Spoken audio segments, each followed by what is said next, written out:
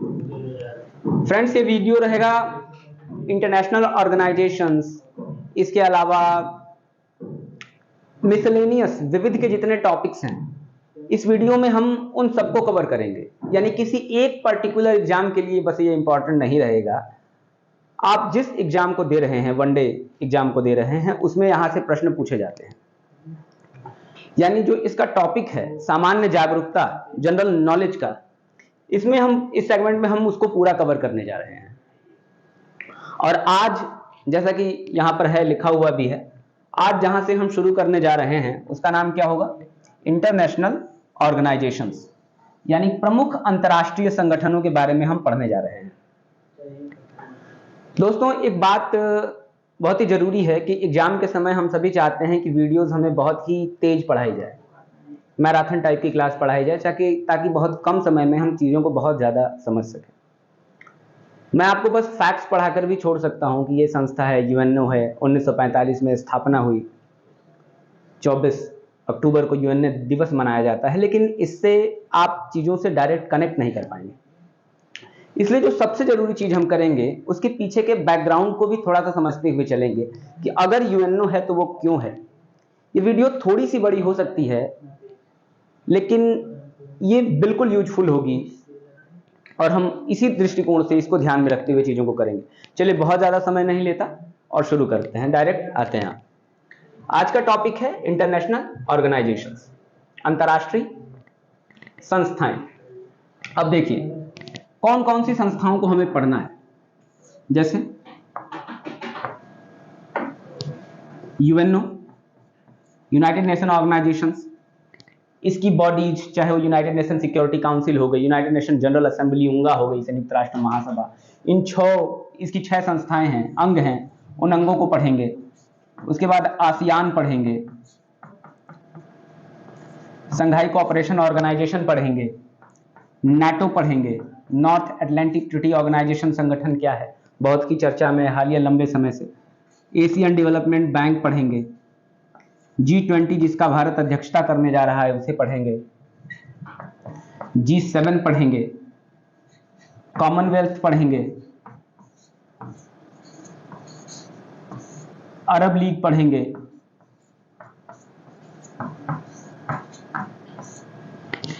OPEC पढ़ेंगे जिसे हम Organisation of Petroleum Exporting Countries भी कहते हैं, OECD पढ़ेंगे, Organisation of Economic Cooperation and Development, ये भी संस्थाएं हैं। ये तमाम संस्थाएं, और हो सकता है मैं बहुत सारी संस्थाएं यहाँ लिखना भूल गया हूँ, लेकिन उन सारी संस्थाओं को हम करेंगे जो इंटरनेशनल रिलेशन को प्रभावित करती हैं, जिनसे इंटरनेशनल रिलेशन प्रभावित होता है, या प्रमुख संस्थाएं। चलिए, तो शुरुआत जिस संस्था से हम करते हैं उस संस्था का नाम है यूएनओ। यहां से हमें चीजों को शुरू करना है। इसके अलावा भी और भी बहुत सारी संस्थाओं को हम करने जा रहे हैं। तो आज की हमारी पहली संस्था है यूएनओ, जिसे हम कहते हैं संयुक्त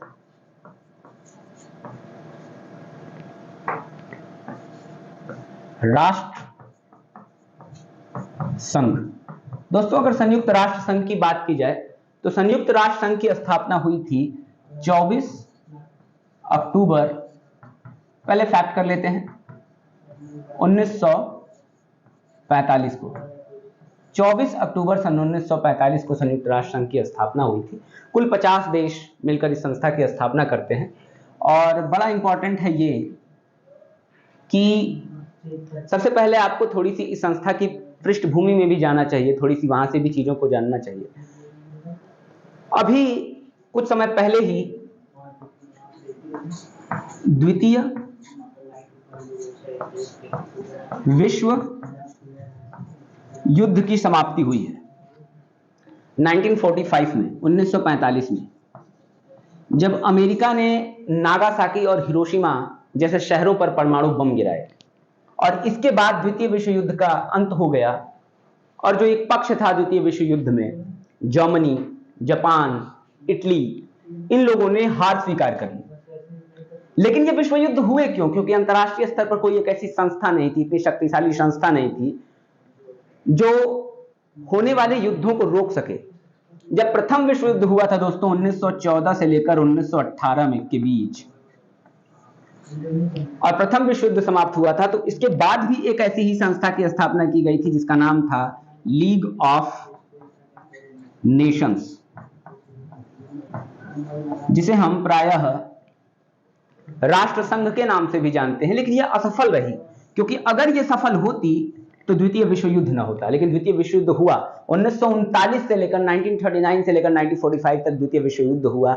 इसीलिए अब परिकल्पना की गई कि एक नई विश्व व्यवस्था ऐसी बनाई जाए जिसे युद्धों से दूर रखा जाए, जिसमें आर्थिक प्रगति पर ध्यान दिया जाए, जिसमें मानव के विकास पर ध्यान दिया जाए, जिसमें मानव के कल्याण पर ध्यान दिया जाए, उत्थान पर ध्यान दिया जाए, इन सारी चीजों पर ध्यान दिया जाए। तो एक ऐसे इंटरनेशनल ऑर्गेनाइजेशन की आवश्यकता महसूस हुई। तो चलिए आते हैं दोस्तों, देखिए उसी संस्था का क्या नाम हुआ? संयुक्त राष्ट्र संघ। संयुक्त राष्ट्र संघ। यूनाइटेड स्टेट्स के उस समय प्रेसिडेंट थे फ्रैंकलिन डी रूजवेल्ट। नाम याद करिएगा दोस्तों, फ्रैंकलिन डी रूजवेल्ट। उन्होंने ही इस संस्था को नाम दिया था। क्या नाम दिया था? उन्होंने ही इस संस्था को नाम दिया था यूएनओ के रूप में। आइए देखते हैं कुल सदस्यों की बात करें अगर यूएनओ में, तो सदस्यों की संख्या है 193। कितने सदस्य हैं? 193 सदस्य हैं। और अगर आपसे कोई पूछे वर्तमान में सदस्यों की कितनी संख्या है, तो 193 सदस्य हैं। और नवीनतम देश कौन सा है जो इस संस्था से जुड़ा हुआ है? तो उसका नाम है दक्षिणी सूडान। किस महाद्वीप का है देश? अफ्रीकी महाद्वीप का देश है जिसका नाम है दक्षिणी सूडान। वो इस संस्था का 193वां मेंबर है। आइए और बात करते हैं इस संस्था के बारे में। नया पेज लेते हैं यहां से। संयुक्त राष्ट्र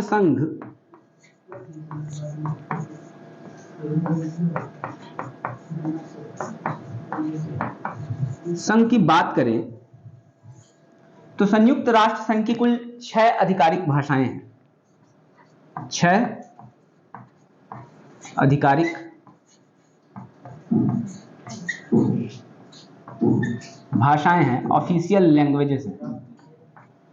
जैसे उनके नाम देख लेते हैं यहां से।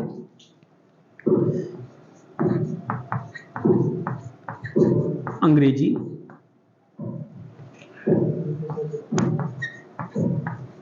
स्पेनिश,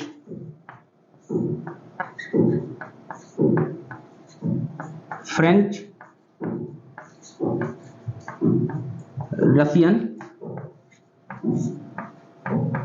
चीनी और अरबी। इसे नोट कर लीजिएगा, प्रीवियस एग्जाम्स में ये पूछे भी गए हैं।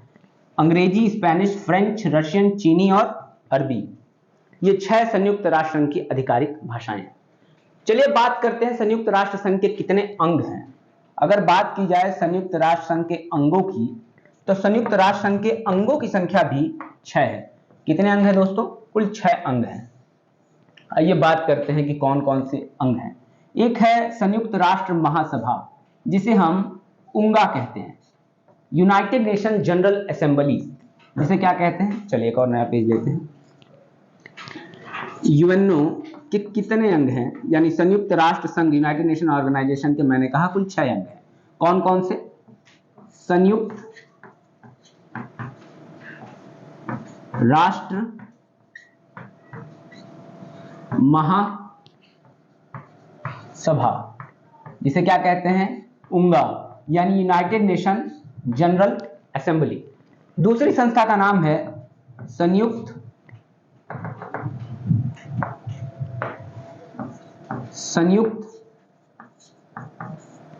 राष्ट्र सुरक्षा परिषद। दोस्तों ये सबसे शक्तिशाली संस्था है यूएनओ की। इसे हम कहते हैं यूनाइटेड नेशन सिक्योरिटी काउंसिल। तीसरी संस्था है जिसे नाम दिया जाता है आर्थिक एवं सामाजिक परिषद, यानी United nation economic and social council, जिसे आमतौर पर इको सॉक कहा जाता है। एक और संस्था का नाम है ट्रस्टीशिप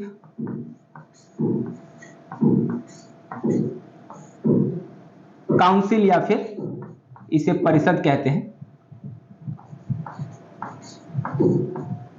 या फिर इसे न्यास परिषद भी कहते हैं।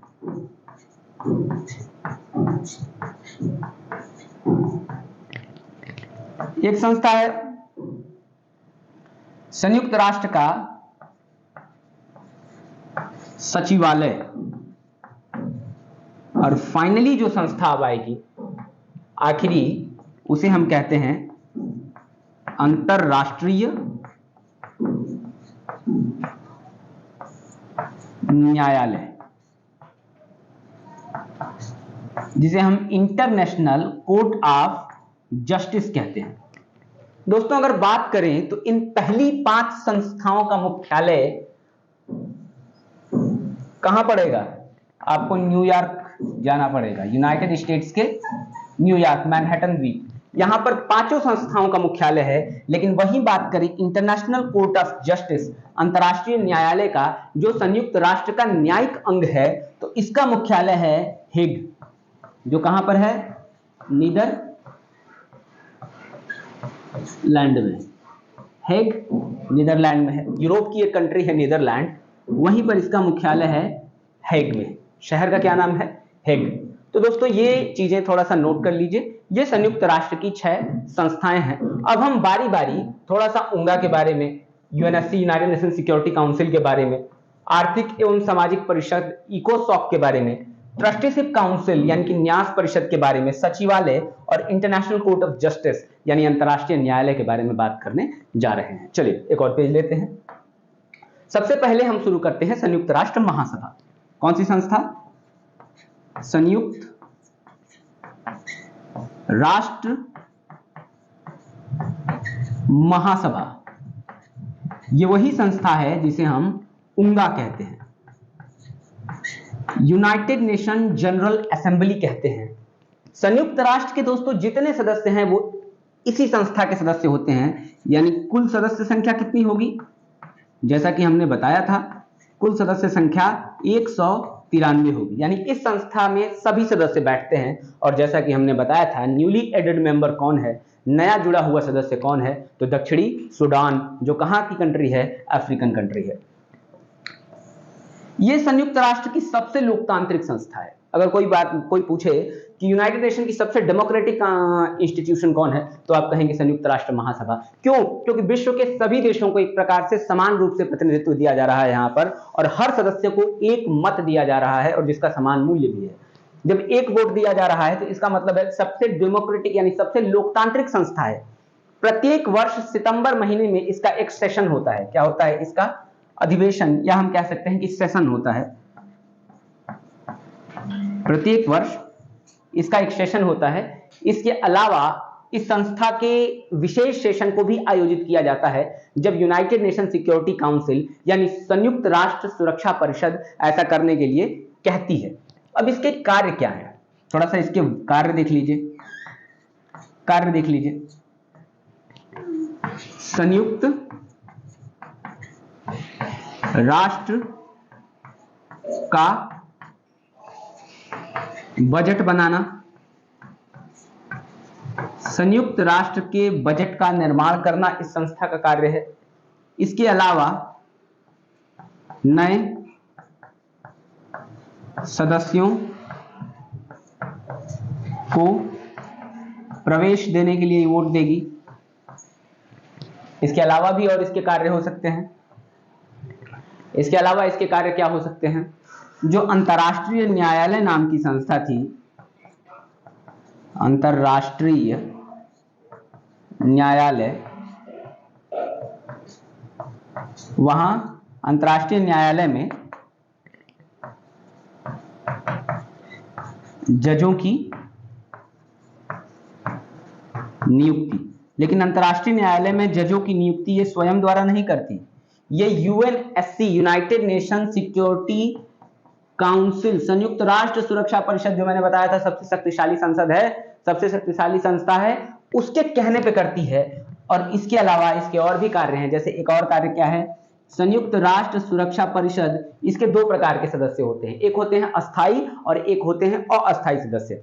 अस्थायी सदस्यों की संख्या 10 होती है और इनका प्रत्येक 2 वर्ष के लिए चयन किया जाता है या चुना जाता है। यानी यूनाइटेड नेशन सिक्योरिटी काउंसिल के अस्थायी सदस्यों को 2 वर्ष के लिए जो संस्था चुनती है उसी को हम क्या कहते हैं, उंगा कहते हैं। संयुक्त राष्ट्र general assembly, United nation general assembly कहते हैं, संयुक्त राष्ट्र महासभा कहते हैं। तो ये हो गए दोस्तों आपको उंगा का वर्णन। चलिए दोस्तों आगे बढ़ते हैं। अब आगे जिस संस्था के बारे में हमें बात करनी है उस संस्था का नाम है यूनाइटेड नेशन सिक्योरिटी काउंसिल। जैसे कि देखिए पिछली संस्था थी, अब इस संस्था के बारे में बात करेंगे, यूनाइटेड नेशन सिक्योरिटी काउंसिल यानी संयुक्त राष्ट्र सुरक्षा परिषद। चलिए देखते हैं ये क्या है।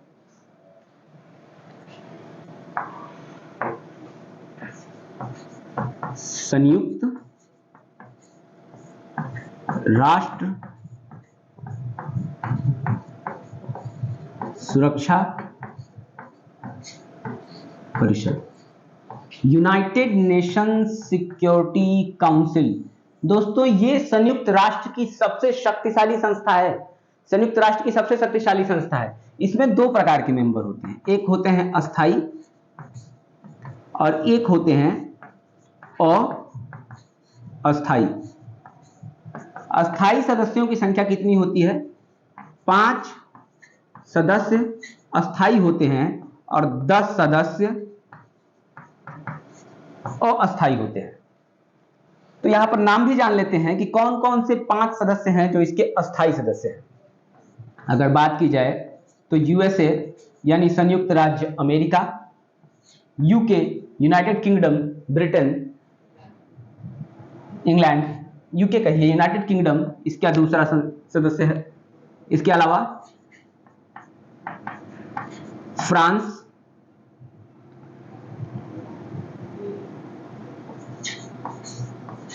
चीन तथा रूस। इसके कुल कितने सदस्य हो गए, यूएसए, यूके, फ्रांस, चीन तथा रूस, ये 5 सदस्य इसके अस्थायी सदस्य हैं। जब संयुक्त राष्ट्र बना था तो उस समय रूस का नाम यूएसएसआर हुआ करता था। क्या हुआ करता था, USSR, United socialist Soviet Republic. मतलब बाद में जब 1990 के दशक में 90 में रूस यूएसएसआर का विखंडन हो गया, तब यूएसएसआर किस देश के रूप में बदल गया, तब यूएसएसआर रूस के रूप में बदल गया। तो वर्तमान में ये 5 सदस्य देश हैं जो अस्थायी सदस्य हैं, जो हमेशा बने रहेंगे।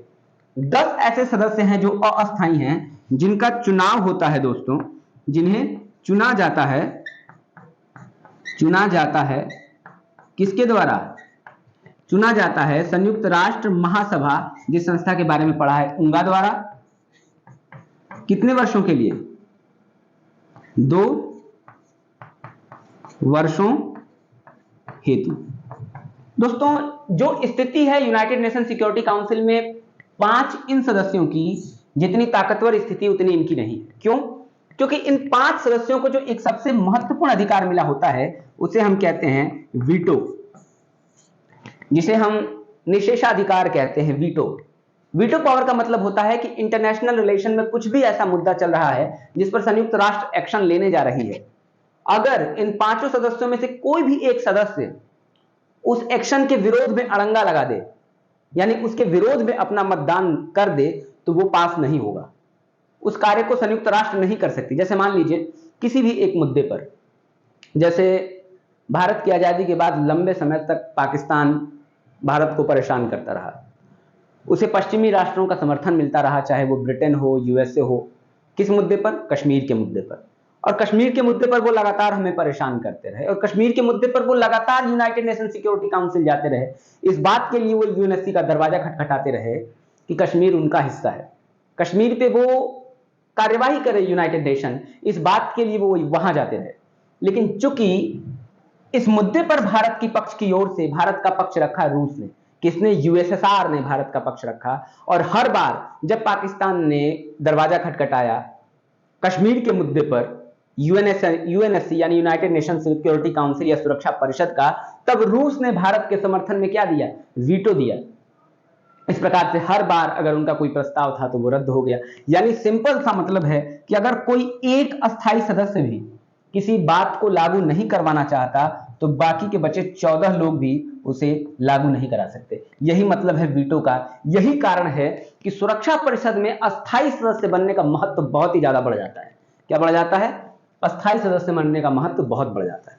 अगर दोस्तों बात करें कि अगर किसी प्रस्ताव को पारित कराना हो तो कितने सदस्य चाहिए, तो कुल 9 सदस्य। अगर किसी प्रस्ताव को पारित कराना है, जैसे मान लीजिए सबसे पहली शर्त है कि इन पांचों में पांचों की सहमति हो, यानी कोई वीटो ना करे, तो पांचों में पांचों की सहमति हो। इसके अलावा इनमें से 4 यानी कुल 9 सदस्यों ने अगर मतदान दे दिया है इस पक्ष में, तब कोई बात को लागू कराई जा सकती है यूनाइटेड नेशन में। एक और बात याद रखेंगे, अगर कोई सदस्य चाहे तो वो मतदान से अलग भी हो सकता है। तो अलग हो जाएगा तो फिर उसके मत को गिना नहीं जाएगा। तब किसी भी परिस्थिति में कम से कम 9 सदस्यों की आवश्यकता होगी किसी भी प्रस्ताव को पारित करने के लिए, किसी भी प्रस्ताव को लागू करने के लिए। तो ये हो गया यूनाइटेड नेशन सिक्योरिटी काउंसिल। अब एक मत को जान लेते हैं जो बहुत ही जरूरी है। भारत लंबे समय से विश्व मंच पर यह निवेदन कर रहा है विश्व के देशों से कि हमें यूनाइटेड नेशन सिक्योरिटी काउंसिल में सदस्य के रूप में क्यों नहीं शामिल किया जाता। देखिए 1945 में यह संस्था बनी थी और 1945 में ये 5 सदस्य इस संस्था के अस्थायी सदस्य हैं और आज तक यही 5 अस्थायी सदस्य बने हुए हैं। एक भी अन्य सदस्य को इसमें शामिल नहीं किया गया। आज विश्व परिदृश्य बहुत ज्यादा बदल गया है। आज भारत महाशक्ति के रूप में उभरा है। विश्व के अनेक हिस्सों से अनेक देश महाशक्ति के रूप में उभर रहे हैं, चाहे जर्मनी हो, जापान हो, ब्राजील हो, भारत हो। तो इन देशों का यह दावा है कि सुरक्षा परिषद में अस्थायी सदस्य की सदस्यता और वीटो हमें भी मिलना चाहिए। अगर कोई संस्था लंबे समय से अपने अंदर सुधार नहीं करती तो वो संस्था क्या हो जाएगी, जड़ हो जाएगी, रूढ़ हो जाएगी। इसलिए भारत लंबे समय से यूएनएससी में किसकी मांग कर रहा है, सुधारों की मांग कर रहा है, ताकि भारत को यूएनएससी में अस्थायी सदस्यता मिले। ये भी देखिए द्वितीय विश्व युद्ध में जिन देशों ने विजय प्राप्त की, यानी यूएसए, यूके, फ्रांस, चीन, रूस, वही देश संयुक्त राष्ट्र में आज अस्थायी सदस्य के रूप में बन बैठे हैं। उन्हीं देशों ने अस्थायी सदस्यता प्राप्त कर ली।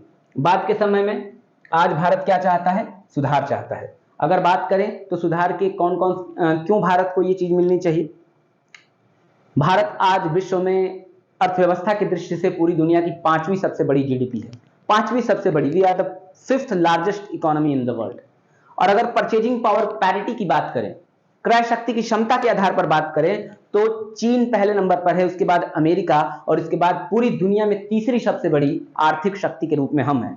क्रय शक्ति परचेजिंग पावर पैरिटी के आधार पर विश्व की 7वीं सबसे बड़ी, क्षेत्रफल के आधार पर विश्व का 7वां सबसे बड़ा देश हम हैं। जनसंख्या की बात करें तो विश्व में पहले नंबर पर आज हम हो चुके हैं, चीन को पीछे छोड़ो। संस्कृति की बात करें, कल्चर को, तो हमारे पास बहुत ही रिच एंड डाइवर्स कल्चर है, समृद्ध और विविध संस्कृति है, भौगोलिकता है हमारे पास। अंतर्राष्ट्रीय स्तर पर बात करें तो भारत को एक शांतिप्रिय देश के रूप में माना जाता है। और ये सारी पृष्ठभूमियां ये बताती हैं कि भारत को यूनाइटेड नेशन सिक्योरिटी काउंसिल में अस्थायी सदस्य के रूप में मंजूरी मिलनी चाहिए। चलिए दोस्तों, एक संस्था का नाम जान लीजिए जिसका नाम है G4, जिसे हम कहते हैं ग्रुप ऑफ 4। ग्रुप ऑफ 4 में कौन कौन आता है?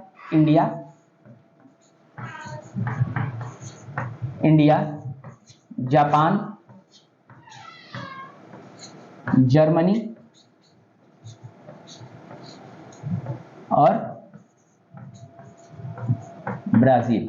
ये चारों देश लंबे समय से मांग कर रहे हैं कि हमें सुरक्षा परिषद की अस्थायी सदस्यता मिलनी ही चाहिए। और जो ये चारों देश मांग कर रहे हैं, इन्हें इसके लिए विश्व में G4 के नाम से जाना जाता है। एक और संस्था है जो इनकी सदस्यता का विरोध करता है, जिसका नाम है कॉफी क्लब, जिसमें आमतौर पर पाकिस्तान भी है। वो कहते हैं कि नहीं, इस तरह का वीटो अब किसी और को नहीं देना चाहिए। तो ये हो गया यूनाइटेड नेशन सिक्योरिटी काउंसिल, संयुक्त राष्ट्र सुरक्षा परिषद। अब जिस तीसरी संस्था की तरफ हम आगे बढ़ेंगे, चलिए, बाकी की संस्थाएं इतनी बड़ी नहीं होंगी। यूनाइटेड नेशन सिक्योरिटी काउंसिल में हमने कुछ ज्यादा ही समय लिया। अब हमें पढ़ना है आर्थिक और सामाजिक परिषद। बहुत ही सिंपल भाषा में समझ लीजिए कि संयुक्त राष्ट्र का आर्थिक और सामाजिक परिषद किस प्रकार से काम करता है। इकोनॉमिक एंड सोशल काउंसिल किस प्रकार से काम करता है। आइए देखते हैं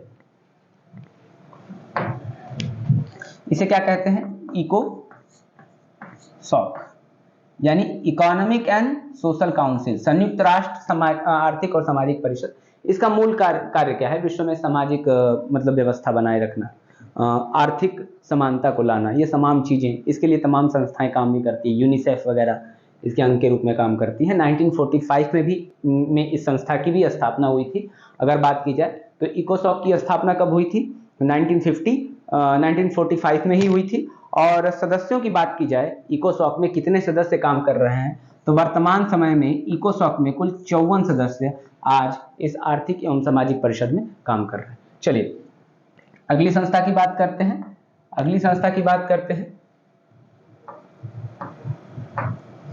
ये हो गया, इसमें बहुत ज्यादा कुछ नहीं है।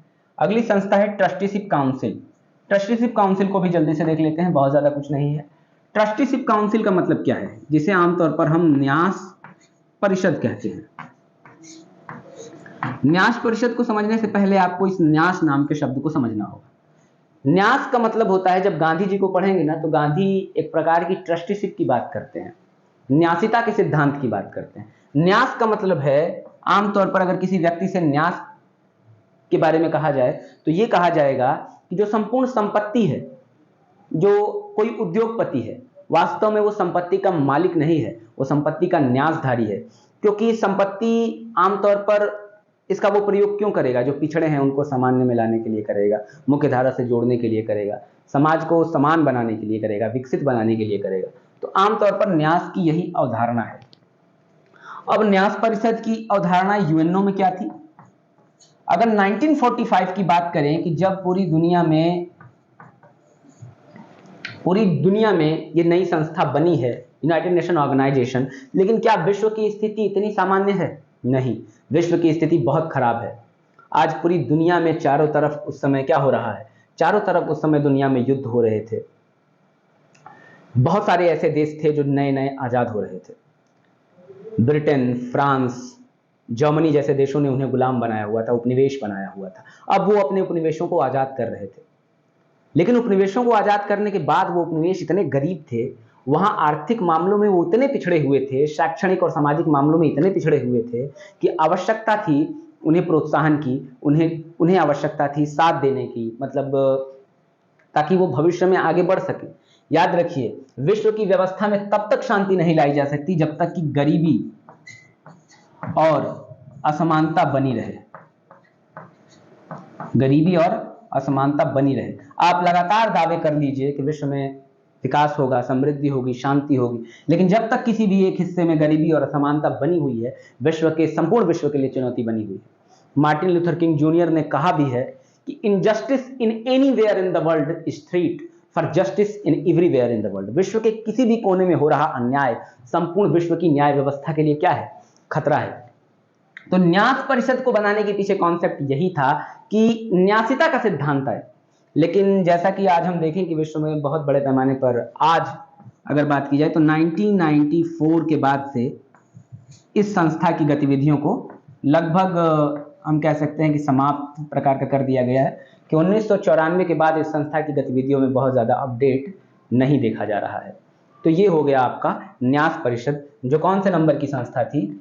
ये आपकी हो गई चौथी संस्था। अब हमें पांचवें संस्था की बात करनी है, सचिवालय और अंतर्राष्ट्रीय न्यायालय। चलिए सचिवालय की बात कर लेते हैं। सचिवालय क्या है? संयुक्त राष्ट्र का सचिवालय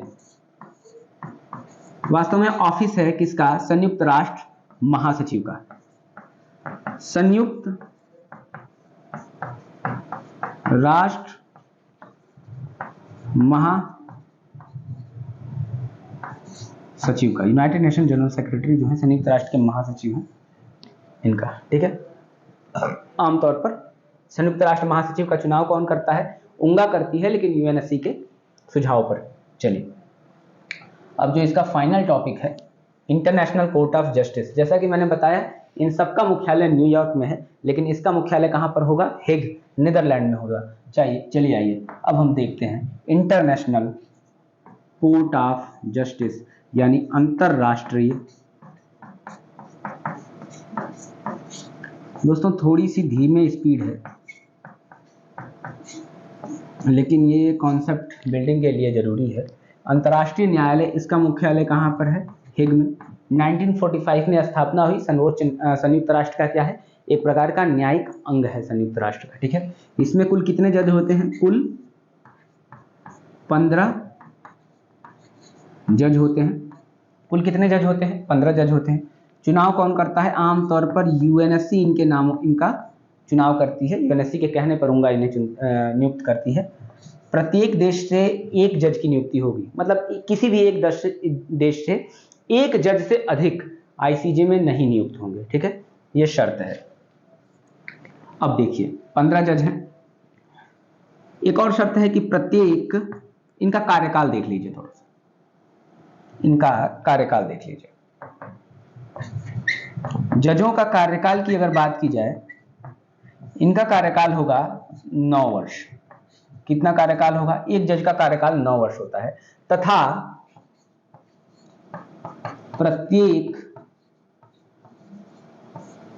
प्रत्येक 3 साल पर या 3 वर्ष पर 1/3 यानी 5 जज, इसका मतलब कितना होगा? 15 का 1/3 यानी 5, 1/3 जज बदले जाते हैं, यानी नया चुनाव होता है। यानी पुराने 1/3 जज हटेंगे, उनके जगह पर नए 1/3 जज आएंगे। एक बात की जाए कोरम की। कोरम का क्या मतलब होता है? कितने जज न्यूनतम हो तो आईसीजे का काम अपना करेगा? न्यूनतम 9 जज होने चाहिए कार्यवाही को चलाने के लिए इंटरनेशनल कोर्ट ऑफ जस्टिस की। तो ये हो गया आपके सामने इंटरनेशनल कोर्ट ऑफ जस्टिस, जिसके सारे मुद्दों को हमने कर लिया है। चलिए, जज का कार्यकाल भी हमने देख लिया, कितने वर्ष होता है? जज का कार्यकाल 9 वर्ष होता है। चलिए बात करते हैं आईसीजे में इस समय भारत का जज कौन है। अगर बात की जाए तो दलबीर भंडारी आईसीजे में क्या है? भारत के जज हैं, दलबीर भंडारी साहब। सबसे पहली बार बीएन राव साहब को 1951-52 में आईसीजे के जज के रूप में नियुक्त किया गया था। तो ठीक है, ये सारे क्रम हैं इंटरनेशनल कोर्ट ऑफ जस्टिस के बारे में, इसे याद रखिए। चलिए, तो इस तरह दोस्तों हमने ये भी खत्म कर लिया। तो हमने यूनाइटेड नेशन ऑर्गेनाइजेशन, संयुक्त राष्ट्र संघ के बारे में चीजों को जान लिया। एक बात और जान लीजिए कि इस समय संयुक्त राष्ट्र का महासचिव कौन है। दोस्तों, वर्तमान में संयुक्त राष्ट्र के महासचिव हैं एंटोनियो गुटरेस। कहां से आते हैं ये? पोर्टुगल से आते हैं, पुर्तगाल से आते हैं, और वर्तमान में ये 9वें, कौन से नंबर के हैं? 9वें। ये क्या हैं? संयुक्त राष्ट्र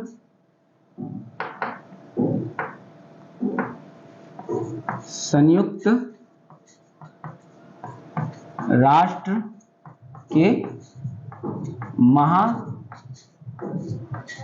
हैं दोस्तों, याद रखिएगा वर्तमान में कौन है। एंटोनियो गुटरेस पुर्तगाल के हैं और 9वें महासचिव हैं। अगर बात की जाए तो पहले महासचिव कौन थे? पहले महासचिव कौन थे? उनका नाम था त्रिग्वे ली।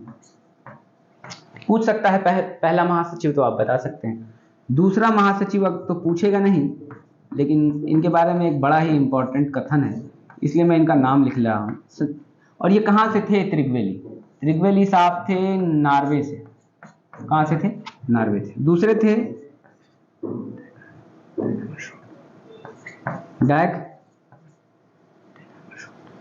डेग हैमरशोल्ड।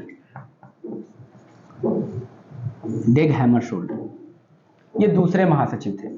इनका एक बड़ा ही शानदार कथन है, बहुत ही शानदार कथन है, जो संयुक्त राष्ट्र को परिभाषित करता है। आज भी लोग आरोप लगाते हैं कि संयुक्त राष्ट्र काम नहीं कर रहा। अगर संयुक्त राष्ट्र काम कर रहा होता तो क्या यूनाइटेड स्टेट्स इतने लंबे समय तक विश्व के तमाम जगहों पर युद्ध कर रहा होता? उसने कभी इराक पर हमला किया होता, इराक को बर्बाद किया होता? आज सीरिया में लंबे समय तक संघर्ष चल रहा होता? कोई ये भी पूछ सकता है कि क्या ये रूस यूक्रेन वॉर होता अगर संयुक्त राष्ट्र संघ इतना शक्तिशाली होता तो वो इंटरफेयर करता? तो याद रख लीजिए कि संयुक्त राष्ट्र संघ केवल एक संस्था है और उसकी शक्ति केवल उतनी ही है जितनी कि उन सदस्य राष्ट्रों ने, इसके सदस्य राष्ट्रों ने उसे सौंप रखी है, क्योंकि अंतर्राष्ट्रीय स्तर पर कोई सरकार नहीं होती, व्यवस्था उसी हिसाब से चलती है जैसा सदस्य राष्ट्र चलाते हैं।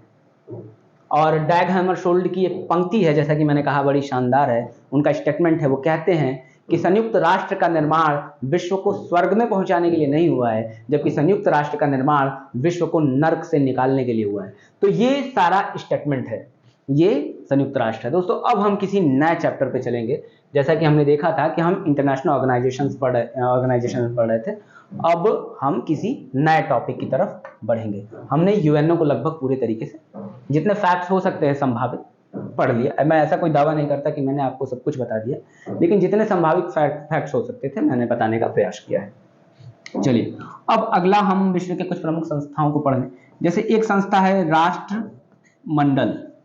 कौन सी संस्था है? राष्ट्रमंडल, जिसे हम आमतौर पर कॉमन वेल्थ कहते हैं। क्या कहते हैं? कॉमनवेल्थ कहते हैं, जिसे आमतौर पर राष्ट्रमंडल कहा जाता है। इसकी स्थापना कब हुई? 1926 में स्थापना हुई। यह है क्या? अतीत में जो भी राष्ट्र ब्रिटेन के उपनिवेश थे, अतीत में, लिख देता हूं इसे, अतीत में जो भी देश ब्रिटेन के उपनिवेश थे वो इस संस्था के सदस्य हैं आज। तो कहा भी गया भारत से कि आजादी के बाद भारत एक ऐसी संस्था की सदस्यता क्यों अपना रहा है, भारत एक ऐसी संस्था की सदस्यता क्यों अपना रहा है, मतलब कॉमनवेल्थ की सदस्यता क्यों अपना रहा है। यह भी कहा गया कि अगर हम कॉमनवेल्थ की सदस्यता को अपनाएंगे तो क्या हमारी संप्रभुता, एक राष्ट्र की संप्रभुता सबसे जरूरी है, क्या उस पर फर्क नहीं पड़ेगा? तो भारत ने कहा कि नहीं, इन सब चीजों पर फर्क नहीं पड़ेगा, और भारत कॉमनवेल्थ का सदस्य बना, भारत कॉमनवेल्थ का सदस्य बना। तो ये है कॉमनवेल्थ राष्ट्र संघ। प्रत्येक वर्ष आपने देखा भी होगा कि हर 4 वर्ष पर कॉमनवेल्थ गेम्स भी होते हैं, यानी इस संस्था के तमाम सदस्य इन गेमों को, मतलब किसी एक जगह पे होता है। जैसे दिल्ली राष्ट्रमंडल खेल हमने देखा था पहले 2010 में। चलिए बात करते हैं कितने सदस्य हैं। कुल 56 सदस्य हैं। पॉइंट पे आते हैं, तेजी से चीजों को करते हैं। 56 सदस्य हैं। अभी हाल ही में 2 देशों को जोड़ा गया है, गैबन जो 55वां सदस्य बना है, और टोगो जो 56वां सदस्य बना है। एक बात ये भी याद रखिएगा कि अतीत में ये दोनों देश ब्रिटिश उपनिवेश नहीं थे बल्कि फ्रेंच उपनिवेश थे, फिर भी इस संस्था के क्या बने हैं, फिर भी इस संस्था के सदस्य बने हैं। इस संस्था के क्या बने हैं? इस संस्था के सदस्य बने हैं। अब हमें आगे अगली संस्था के बारे में करना है। आइए देखते हैं अगली कौन सी संस्था को अब हमें पढ़ना है। ये हो गया राष्ट्रमंडल, ये हो गया राष्ट्रमंडल। आइए अब अगली किसी संस्था को पढ़ते हैं। तो दोस्तों अगली कौन सी संस्था पढ़नी है हमें? अगली एक संस्था का नाम है आसियान। आसियान, चलिए इसे पढ़ते हैं कि ये क्या है। आसियान क्या है? इसे हम आसियान ऐसे लिखते हैं, आसियान। इसका फुल फॉर्म देख लीजिए, चीजें यहां से क्लियर होंगी। इसका मतलब होता है association of south east Asian Nations. Association यानी कि संघ है, ऑफ साउथ ईस्ट, दक्षिण पूर्वी एशियाई देशों का, एशियाई राष्ट्रों का संगठन है। दक्षिण पूर्वी एशियाई राष्ट्रों का संगठन है। कहां का संगठन है? दक्षिण पूर्वी एशियाई राष्ट्रों का संगठन है। अगर भारत की बात की जाए, भारत की बात की जाए तो भारत एशिया के दक्षिण में आता है, लेकिन दक्षिण पूर्व की बात कर रहा है, दक्षिण पूर्व की बात कर रहा है, ये भारत है, दक्षिण पूर्व की बात कर रहा है। तो भारत से और थोड़ा सा हमें कहां जाना होगा? पूर्व में जाना होगा। भारत दक्षिण एशिया में आ रहा है तो पूर्व में जाना होगा। तो ये क्षेत्र, आमतौर पर जो ये क्षेत्र है, यहाँ के देश हैं, वही दक्षिण पूर्व एशिया में आते हैं, दक्षिण पूर्व एशिया में आते हैं। चलिए बात करते हैं इस संस्था की स्थापना कब हुई थी। इस संस्था की स्थापना हुई 1967 में। एक घोषणा हुई थी जिसे हम कहते हैं बैंकॉक घोषणा या फिर बैंकॉक डिक्लेरेशन। बैंकॉक घोषणा हुई थी, जिस घोषणा में कुल 5 सदस्य शामिल हुए थे। यानी 5 सदस्य क्या हैं? 5 सदस्य संस्थापक हैं। 5 देशों ने मिलकर इस संस्था की क्या की थी? स्थापना की थी 1967 में 5 सदस्यों ने। देखते हैं वो कौन कौन से थे। बैंकॉक यानी सबसे पहले, थाईलैंड,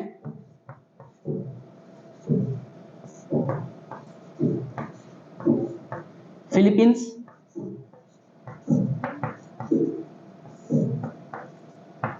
इंडोनेशिया,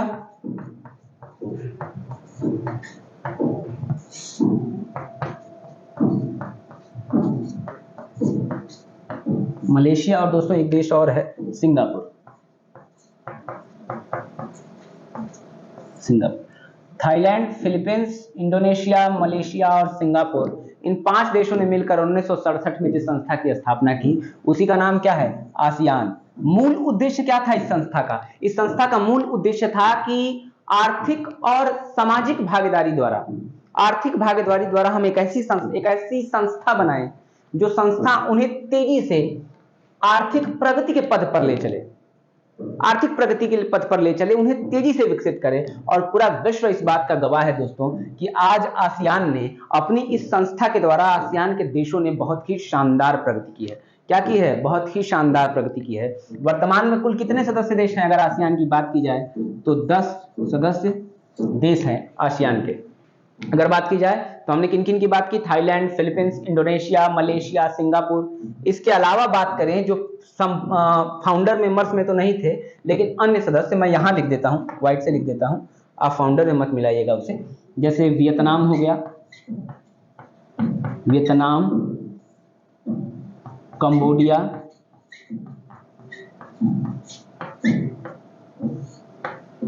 लाओस,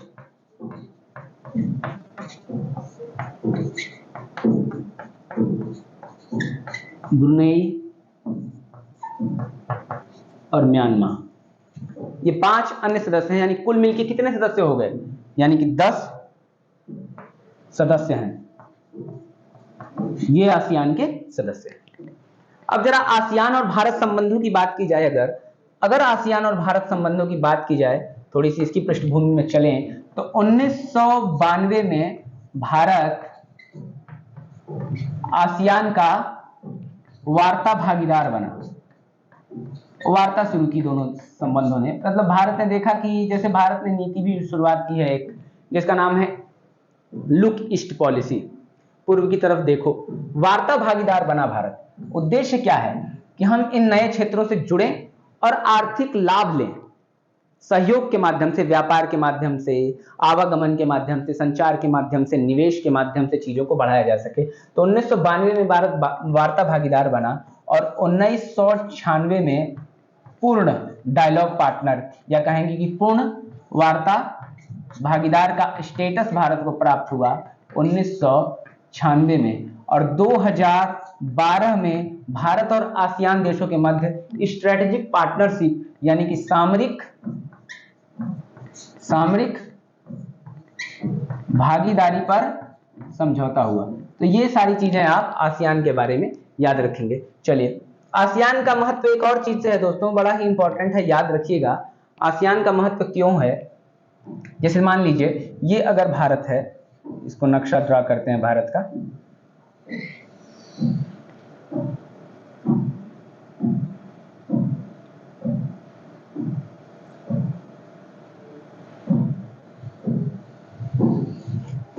सॉरी, ये इंडिया है, ये इंडिया है, ये चाइना वगैरह है, यहां पर म्यांमार और यहां पर अन्य आसियान देश, इंडोनेशिया, मलेशिया, म्यांमार, फिलीपींस, यहाँ पर एक छोटा देश ताइवान है। अब ये देश चीन है, बहुत ही भारी भरकम देश, और इस पूरे क्षेत्र को हम साउथ चाइना सी यहाँ पर कहते हैं। इसे क्या कहते हैं? साउथ चाइना सी कहते हैं। आमतौर पर चीन जो है यहाँ पर हेजीमनी करने का प्रयास करता है इस क्षेत्र में, और ये भारत के लिए जरूरी है कि इन देशों के साथ सहयोग करे, इन देशों के साथ सहयोग करे और आगे बढ़े। अभी हाल ही में एक और संस्था की बात की जाए तो बहुत चर्चा में है, जिसे हम क्या कहते हैं? क्वाड, क्वाड कहते हैं, जिसमें कुल 4 सदस्य हैं, भारत, यूएसए, जापान और एक देश और है ऑस्ट्रेलिया, जिसका उद्देश्य क्या है? इंडो पैसिफिक यानी हिंद प्रशांत, हिंद प्रशांत में मुक्त व्यापार, सुरक्षा, निवेश, आवागमन, इन सब चीजों को बनाए रखा जा सके तथा यहाँ के देशों को चीन के डेब्ट ट्रैप यानी कि ऋण संकट से, ऋण के लालच देकर इन देशों को जो फांसा जा रहा है उससे बचाया जा सके। तो चूंकि हिंद महासागर का ये क्षेत्र हो जाएगा, ये हिंद महासागर के क्षेत्र हैं, और भी इधर, और बाकी ये प्रशांत महासागर का कौन सा हिस्सा है? प्रशांत महासागर का पश्चिमी हिस्सा है, तो हिंद प्रशांत क्षेत्र पूरे तौर पर आएगा। तो आमतौर पर क्वाड उसी की परिकल्पना पर आधारित है। चलिए दोस्तों, अब वापस लौटते हैं अपने प्रश्न पर, इसे क्लियर कर देते हैं, इसका कोई यूज नहीं। अब हमें जिस संस्था के बारे में पढ़ना है उस संस्था का नाम है दक्षेस। क्या नाम है? दक्षेस, जिसे हम सार्क कहते हैं, सार्क कहते हैं। इसका पूरा मतलब होगा दक्षिण एशियाई, मतलब देखिए साउथ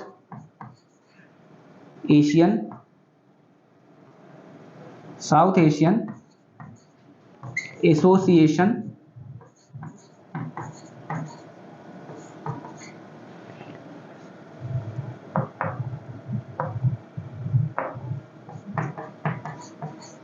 फॉर रीजनल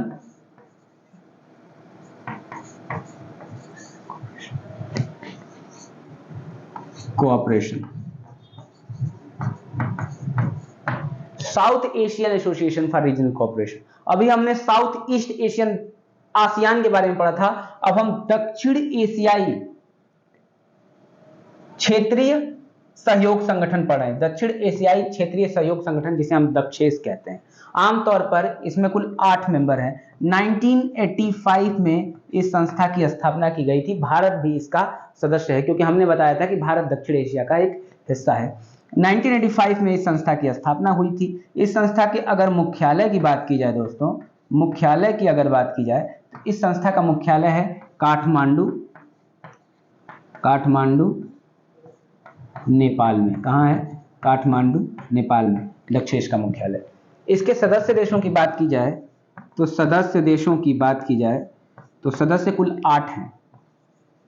अपना प्यारा भारत, उसके बाद श्रीलंका,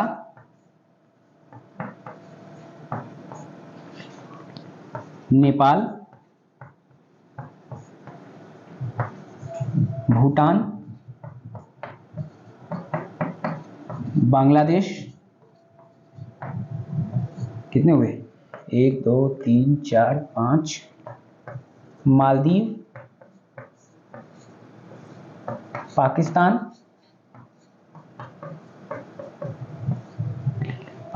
पाकिस्तान और अफगानिस्तान।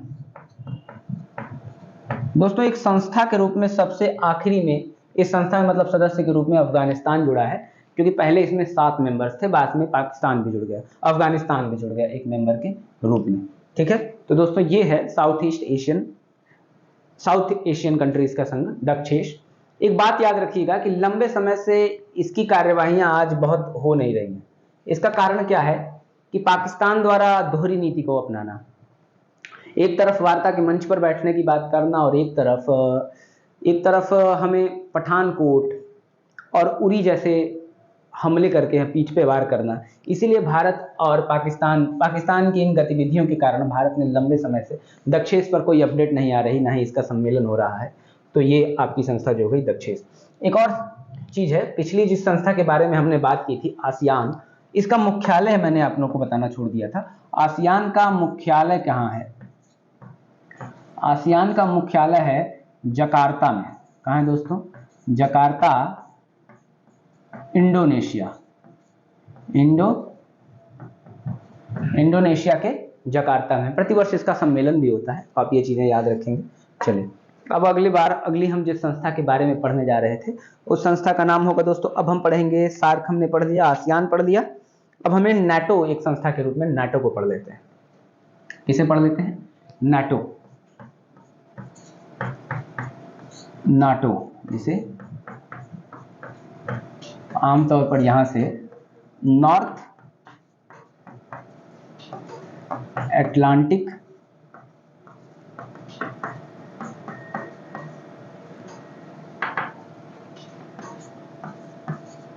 ट्रीटी ऑर्गेनाइजेशन कहते हैं। उत्तरी अटलांटिक सहयोग संगठन या संधि संगठन नाटो, इसकी स्थापना हुई है 1949 में। इसकी स्थापना के पीछे आपको एक कहानी देखनी पड़ेगी कि यह कैसी संस्था है। आमतौर पर देख लेते हैं कि यूरोपीय, शुरुआत में पश्चिमी यूरोप तथा संयुक्त राज्य अमेरिका की जो संस्था थी उसे हम नाटो कहते हैं। दोस्तों एक परिकल्पना समझ लीजिए कि यहां से आपको थोड़ा सा समझने में आसानी होगी कि द्वितीय विश्व युद्ध की जब समाप्ति हुई ना, द्वितीय विश्व युद्ध के बाद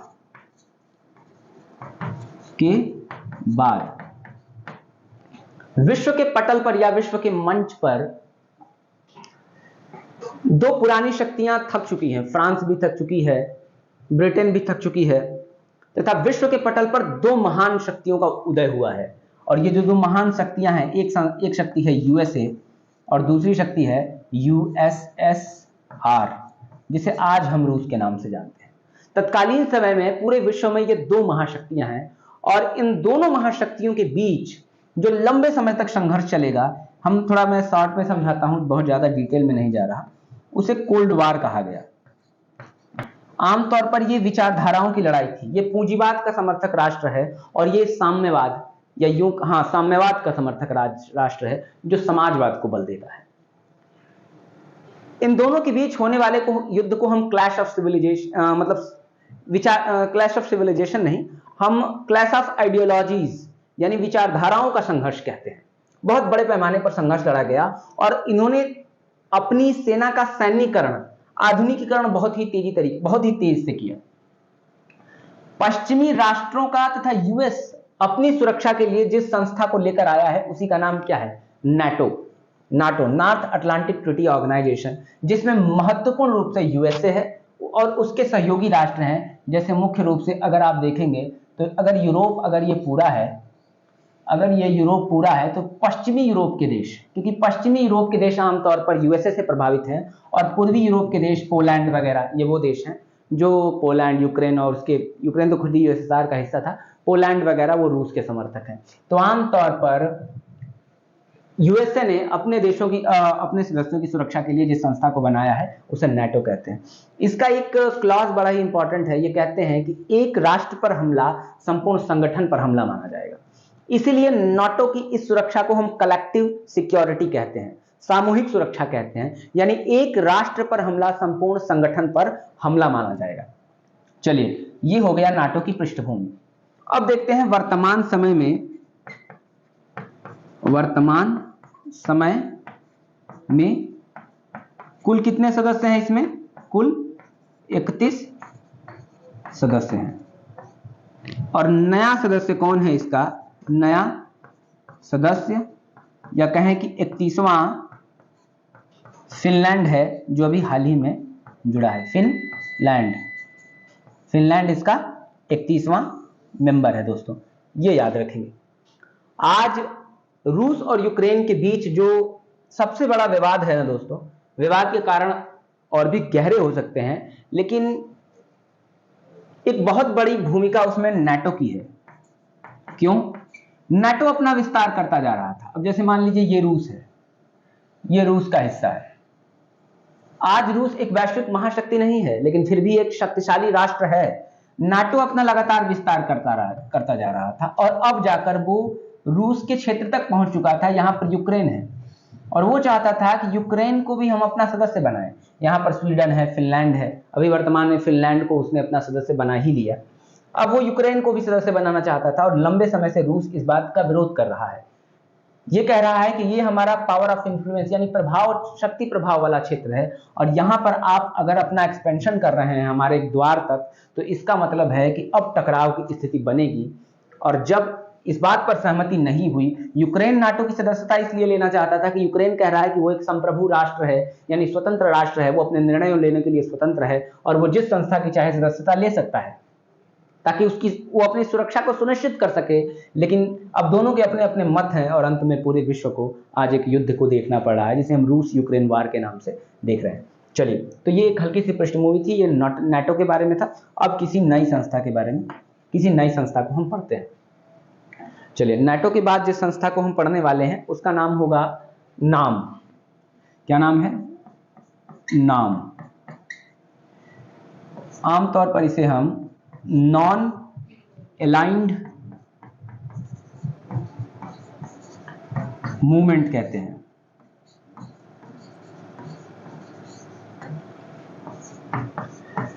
गुट निरपेक्ष राष्ट्रों का संगठन। चलिए, इसकी पृष्ठभूमि में थोड़ी सी समझिए कि ये नाम होता क्या है, नॉन अलाइनमेंट मूवमेंट होता क्या है। मैंने आपको बताया था कि 1945 के बाद पूरे विश्व में जब द्वितीय विश्व युद्ध की समाप्ति हुई, विश्व के पटल पर दो महान शक्तियों का उदय हुआ। एक शक्ति थी रूस, सोवियत यूनियन, और दूसरी शक्ति थी संयुक्त राज्य अमेरिका। दो बड़ी महाशक्तियां हैं। इन दोनों बड़ी महाशक्तियों ने धीरे धीरे करके विश्व के तमाम देशों को अपने पक्ष में लेना शुरू किया, ताकि वो एक अपने पक्ष में चीजों को बढ़ा सके। जैसे यूएसए अगर पूंजीवाद का समर्थक है, यूएसए अगर कैपिटलिज्म यानी पूंजीवाद का समर्थक है, तो कैसे पूंजीवाद को वो बढ़ावा दे सके पूरे विश्व पर। और अगर यूएसएसआर अगर साम्यवाद का प्रवर्तक है, तो कैसे वह साम्यवाद और इससे जुड़े समाजवाद को पूरी दुनिया में बढ़ा सके। दोनों अपने अपनी आर्थिक स्थिति को बढ़ाना चाहते थे, दोनों अपने आप को मजबूत और शक्तिशाली करना चाहते थे। ये वास्तव में शक्ति का संघर्ष था, इन दोनों के बीच विचारधाराओं का संघर्ष था, शक्ति का संघर्ष था। लेकिन इसमें पिस कौन रहा था? इसमें पिस रहे थे कमजोर राष्ट्र, क्योंकि इनमें से हर राष्ट्र को किसी न किसी एक पक्ष को स्वीकार करना ही पड़ रहा था। अब सोचिए, 9 स्वतंत्र अफ्रीकी तथा एशियाई राष्ट्रों के बारे में। ऐसे अफ्रीकी और एशियाई देश जो अभी हाल ही में स्वतंत्र हुए हैं, जिन्हें हम 9 स्वतंत्र अफ्रीकी या एशियाई देश कहते हैं, अभी हाल ही में ये स्वतंत्र हो रहे हैं। और बहुत जरूरी है कि ये अपनी स्वतंत्रता को बनाए रखें, ये अपने संप्रभुता को बनाए रखें। लेकिन अगर किसी न किसी दबाव के कारण उन्हें दोनों में से किसी एक संस्था को ज्वाइन करना पड़े, तो ये उनके लिए बड़ी चुनौती की स्थिति हो जाएगी। इसीलिए बहुत जरूरी है कि ये दोनों में से किसी संस्था को ज्वाइन न करें, दोनों में से किसी भी गुट को ज्वाइन न करें, और निरपेक्ष रहें। इसी को हम गुट निरपेक्ष आंदोलन या गुट निरपेक्ष राष्ट्रों का संगठन यानी हम नॉन अलाइंड मूवमेंट कहते हैं, गुट निरपेक्ष आंदोलन कहते हैं। ठीक है, क्लियर है? यानी दोनों में से किसी भी एक संस्था को शामिल ज्वाइन नहीं किया। इसके मुख्य लीडरों में दुनिया में कौन थे? नेहरू जी। जिस समय भारत अभी नया नया आजाद ही हुआ था और हमारे पास बहुत बड़े पैमाने पर आर्थिक और राजनीतिक शक्ति नहीं थी, तब भी हम विश्व में इस गुट का नेतृत्व कर रहे थे। भारत के प्रधानमंत्री जवाहरलाल नेहरू मिस्र के नासिर हो गए, और टीटो साहब हो गए युगोस्लाविया, और इंडोनेशिया के सुकार्नो साहब हो गए। इन लोगों ने वैश्विक स्तर पर इस आंदोलन को नेतृत्व दिया। 1961 में इसका पहला सम्मेलन हुआ, जिसे हम क्या कहते हैं, बेलग्रेड सम्मेलन। ये कब होता है, 1961 में इसका बेलग्रेड सम्मेलन हुआ। वर्तमान में बात की जाए तो वर्तमान में इसकी सदस्य संख्या कितनी है, सदस्य कुल 120 है। एक और बात की जाए तो वर्तमान में इस संस्था का काम और महत्व बहुत ही सीमित हो चुका है। बहुत से लोग तो ये भी कह रहे हैं कि संस्था का उद्देश्य क्या है। ये संस्था गैर महत्व की संस्था हो चुकी है, क्योंकि एक वैश्विक महाशक्ति के रूप में 1990 में साम्यवाद यानी यूएसएसआर की हार हो चुकी है, संयुक्त यूएसएसआर का पतन हो चुका है, और लंबे समय से विश्व में यूएसए ही एकमात्र विश्व शक्ति थी। अभी कुछ समय पहले तक आज दुनिया यूनिपोलर, एक ध्रुवीय नहीं रह चुकी है। आज दुनिया में कई महाशक्तियां उदित हो चुकी हैं, कई संस्थाएं उदित हो चुकी हैं। चलिए, लेकिन फिर भी हम मान के चलते हैं कि यूएसए अभी भी सबसे शक्तिशाली शक्ति है। लेकिन चूंकि अब दो पक्ष नहीं रहे, तब नॉन अलाइन मूवमेंट यानी गुट निरपेक्ष होने का मतलब क्या है, इसीलिए आज बड़े पैमाने पर यह कहा जा रहा है कि इस संस्था का बहुत ज्यादा उद्देश्य नहीं है। तो इन चीजों को समझेंगे। बेलग्रेड सम्मेलन, इससे पहले इसका एक बांडुंग समिट भी वहां पर चीजें हुई थी। तो चलिए, ये हो गया नॉन अलाइनमेंट मूवमेंट। अब अगला जिस संस्था के बारे में हमें पढ़ना है उसका क्या नाम है, उसका नाम है OECD। चलिए अगली संस्था को पढ़ते हैं। अगली संस्था का नाम है OECD। इसका फुल नाम क्या होगा? मैं हर संस्था की इंग्लिश नाम को लिखने का प्रयास कर रहा हूं ताकि आप चीजों से जुड़ सकें। इसे हम कहते हैं Organisation of Economic cooperation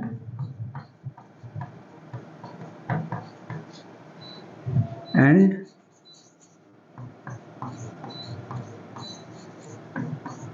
development. Organisation of Economic Cooperation and Development, आर्थिक सहयोग एवं विकास संगठन। आर्थिक सहयोग एवं विकास संगठन।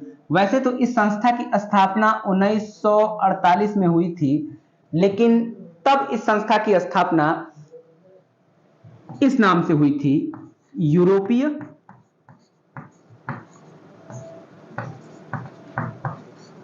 आर्थिक सहयोग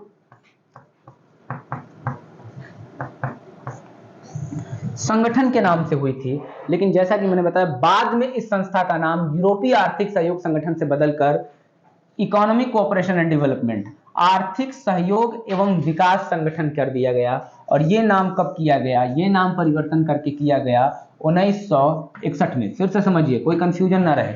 1948 में जो संस्था बनी उसका नाम OECD नहीं था, उसका नाम यूरोपीय आर्थिक सहयोग संगठन था। 1948 में बनी।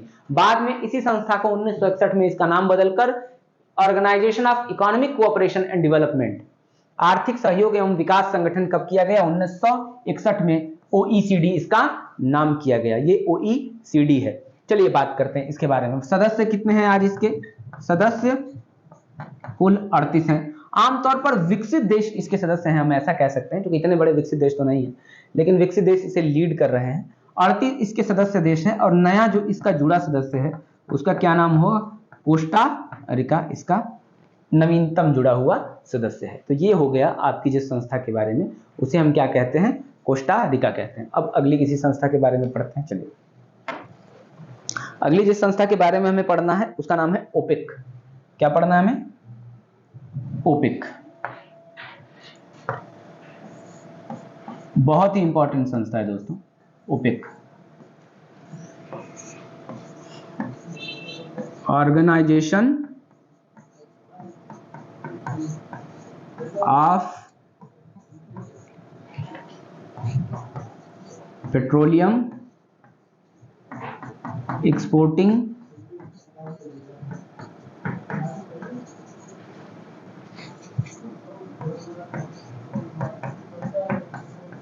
कंट्रीज। पेट्रोलियम निर्यातक देशों का संगठन। पेट्रोलियम निर्यात करने वाले देशों का संगठन है ये। इसकी स्थापना की गई थी दोस्तों 1960 में। कहां पर? बगदाद में। बगदाद कहां है? बगदाद है इराक में। 1960 में इराक के बगदाद में जिस संस्था की स्थापना की गई उसका नाम है Organisation of Petroleum Exporting Countries. क्यों किया गया? क्यों अंतर्राष्ट्रीय स्तर पर जो भी देश हैं जो तेल यानी पेट्रोलियम कच्चे तेल का निर्यात करते हैं, उन देशों ने आपस में मिलकर ये तय किया कि अब अगर हम मिलकर भागीदारी में तेल का निर्यात करें तो हम अपना विकास ठीक प्रकार से कर सकते हैं।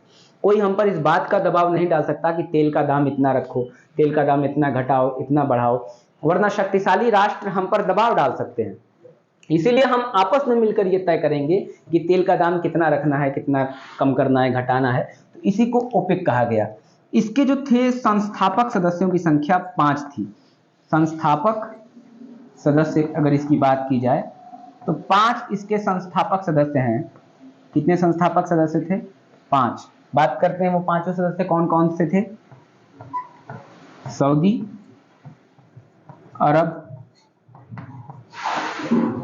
इराक, ईरान, कुवैत और आखिरी देश है वेनेजुएला। हम बाकी देख रहे हैं कि सऊदी अरब, इराक, ईरान, कुवैत ये सब एशियन कंट्रीज हैं, आमतौर पर मिडिल ईस्ट की कंट्रीज हैं। बाकी एक वेनेजुएला केवल एकमात्र ऐसी देश है जो दक्षिण अमेरिका में है। कहां पर है? दक्षिण अमेरिका है। तो इन 5 देशों ने मिलकर इस संस्था को बनाया। और वर्तमान में अगर पूछा जाए इस संस्था में कितने सदस्य हैं, तो वर्तमान में आप कहेंगे कि 13 सदस्य इस संस्था से जुड़ते हैं। कितने सदस्य जुड़ते हैं? 13 सदस्य। और अगर पूछा जाए कि इसका मुख्यालय कहाँ है, तो दोस्तों इसका मुख्यालय जिस देश में है, कहां पर है इसका मुख्यालय? वियना में है, जो इसका सदस्य नहीं है। इसका मुख्यालय आमतौर पर कहां किया गया है? वियना में है। तो ये हो गया Organisation of Petroleum Exporting Countries. आज दोस्तों विश्व में एक नया ट्रेंड देखा जा रहा है। ओपेक के जगह पर ओपेक प्लस की बात की जा रही है। अब ये ओपेक प्लस क्या है? जैसे रूस इस संस्था का सदस्य नहीं है, लेकिन रूस को भी ओपेक प्लस में शामिल किया जा रहा है। इसका उद्देश्य क्या है कि और भी देश हैं जो पेट्रोलियम को बेचते हैं, और भी देश हैं जो पेट्रोलियम को बेचते हैं, लेकिन इसका सदस्य नहीं है, इसके सदस्य नहीं है, लेकिन उन्हें जोड़कर एक संगठन बनाया जाए, इसी उद्देश्य को लेकर ओपेक प्लस का निर्माण किया गया है। चलिए अब जिस अगली संस्था को हमें बात करनी है, जिस अगली संस्था को देखना है, अब हमें देखना है यूरोपियन यूनियन, ईयू जिसे हम कहते हैं, यूरोपियन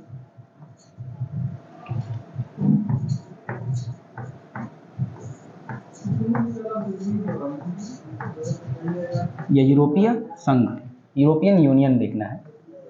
जरा इस संस्था की बात करते हैं कि ये संस्था कैसी। सबसे पहले दोस्तों ये संस्था अस्तित्व में आई 1958 में, इस नाम से नहीं, EEC के नाम से, जिसे हम यूरोपीय आर्थिक समुदाय कहते हैं। इस बार हिंदी लिख दे रहा हूं, मुझे लग रहा है थोड़ी दिक्कत हो सकती है। यूरोपियन इकोनॉमिक कम्युनिटी कहते हैं, EEC कहते हैं। इसकी स्थापना हुई 1958 में 6 देशों के द्वारा। कितने देशों के द्वारा? 6 देशों द्वारा। अब ये 6 देश कौन कौन से थे? France,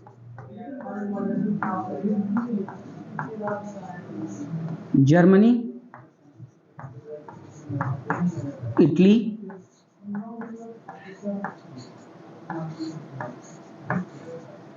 Belgium,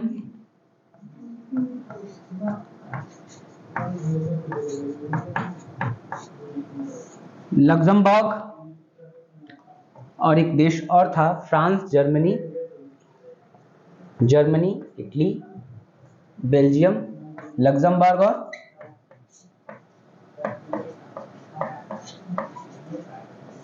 Netherlands.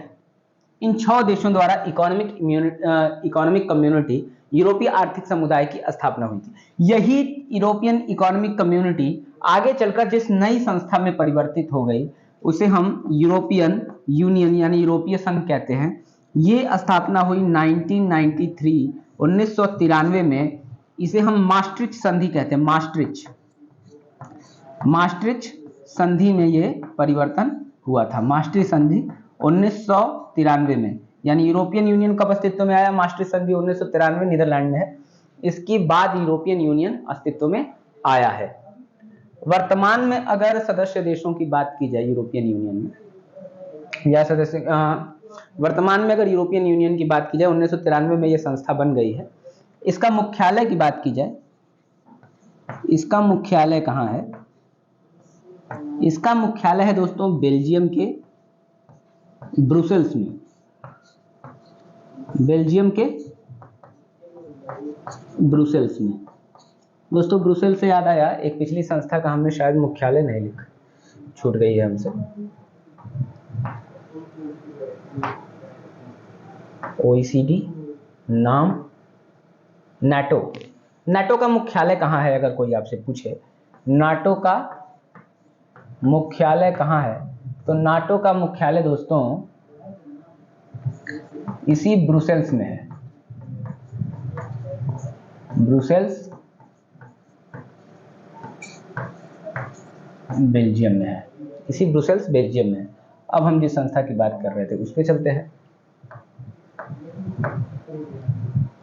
अब हम बात कर रहे थे यूरोपियन यूनियन के बारे में। इसकी भी मुख्यालय कहाँ है? बेल्जियम में है। इन देशों की एक कॉमन करेंसी है जिसे हम क्या कहते हैं? यूरो। यूरो क्या है? इनकी कॉमन करेंसी है। बहुत सारे सदस्य देशों ने इसे एक सामूहिक मुद्रा के रूप में अपनाया है, जिसे हम यूरो कहते हैं। विश्व की बहुत ही प्रमुख और शक्तिशाली मुद्रा है ये। बात की जाए तो यूरोपियन सेंट्रल बैंक, ये कहां पर है? यूरोपियन सेंट्रल बैंक ये है फ्रैंकफर्ट जर्मनी में। यूरोपियन सेंट्रल बैंक, इसका मुख्यालय कहां है? फ्रैंकफर्ट जर्मनी में। यूरोपियन यूनियन का मुख्यालय कहां है? ब्रुसेल्स में। मुद्रा क्या है? यूरो। यूरोपियन यूनियन की संसद कहां है? इसकी संसद भी है दोस्तों। यूरोपियन यूनियन की संसद कहां है? यह है स्ट्रासबर्ग फ्रांस में। ये भी याद रखिए दोस्तों। हाल ही में एक घटना घटी थी यूरोपियन यूनियन में। एक देश है क्रोएशिया, फुटबॉल के लिए बड़ा ही शानदार देश है। मेरे फेवरेट फुटबॉलर ल्यूका मॉड्रिक उसी देश से आते हैं। अभी हालिया में फुटबॉल वर्ल्ड कप में 2022 का इन्होंने सेमीफाइनल खेला था। इसके अलावा 2018 के वर्ल्ड कप के फाइनल में फ्रांस से हारे थे। तो देश है क्रोएशिया। चलिए कुछ ज़्यादा हो, क्रोएशिया यूरोपियन यूनियन की मुद्रा यूरो को अभी अपनाया है जिस देश ने, क्रोएशिया था। तो चलिए ये संस्था हो गई यूरोपियन यूनियन। अब हम जिस अगली संस्था की बात करने जा रहे हैं उसका नाम है अरब लीग। चलिए बहुत थोड़ी सी छोटी संस्था है अरब लीग, इसकी बात कर लेते हैं। कौन सी संस्था है? अरब लीग। कौन सी संस्था है? अरब लीग। इसकी स्थापना कब हुई थी? 1945 में। मुख्यालय कहाँ है? काहिरा, या जिसे कायरो कहते हैं, काहिरा मिस्र में। काहिरा मिस्र में, वही नील नदी की सभ्यता वाला देश मिस्र। यहाँ पर क्या है? इसका मुख्यालय है काहिरा के मिस्र में। किस देश का, किस संस्था का? अरब लीग का मुख्यालय है। अगर मेंबर्स की बात की जाए तो 22 सदस्य देश हैं इसके। कुल 22 सदस्य देश हैं, कुल 22 मेंबर कंट्रीज हैं। अब जिस अगली संस्था की बात करेंगे हम, उसका नाम क्या है? एडीबी। एडीबी जिसे क्या कहते हैं? एशियन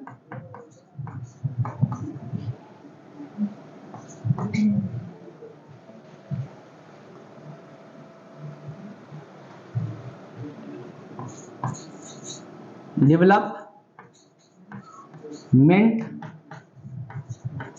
बैंक कहते हैं। क्या कहते हैं? एशियन डेवलपमेंट बैंक कहते हैं। Asian development bank. इस संस्था की स्थापना हुई थी 1966 में। मुख्यालय कहाँ है दोस्तों? मुख्यालय कहाँ है? फिलीपींस के मनीला में। मुख्यालय कहाँ है? सॉरी, मनीला शहर का नाम है, फिलीपींस देश है। फिलीपींस के मनीला में इसका क्या है? मुख्यालय। 1966 में इसकी स्थापना हुई। अगर बात करें तो 68 इसके सदस्य देश हैं। आमतौर पर ये क्या है? ये एक बैंक है दोस्तों, जो आमतौर पर ऋण देता है विकास कार्यों के लिए। अपने सहयोगी देशों को क्या करता है? ऋण देता है। जैसे मान लीजिए भारत में कोई, मैं एग्जांपल दे रहा हूँ, भारत में कोई मेट्रो प्रोजेक्ट बनाना हो और उस मेट्रो प्रोजेक्ट के लिए ऋण चाहिए, तो भारत सरकार एडीबी के पास जा सकती है ऋण के लिए। एडीबी मान लीजिए 300 करोड़ रुपए देगी मेट्रो प्रोजेक्ट के लिए। भारत सरकार वित्त जुटा लेगी, मतलब ऋण के माध्यम से, और बाद में उस ऋण को लौटा भी देगी। तो ये एडीबी इस प्रकार की बैंक है, एक प्रकार से हम कह सकते हैं, एशियन डेवलपमेंट बैंक। चलिए अब अगली संस्था के बारे में बात करते हैं। अगली संस्था है G7। क्या है? G7, जिसे हम ग्रुप ऑफ 7 कंट्रीज भी के लिए, ग्रुप ऑफ 7 के लिए भी जानते हैं। इसकी स्थापना दोस्तों हुई थी, आमतौर पर ये कह सकते हैं कि 1975 में एक रफ खाका, 1975 में इसकी स्थापना हुई और कुल 7 सदस्य हैं इसके।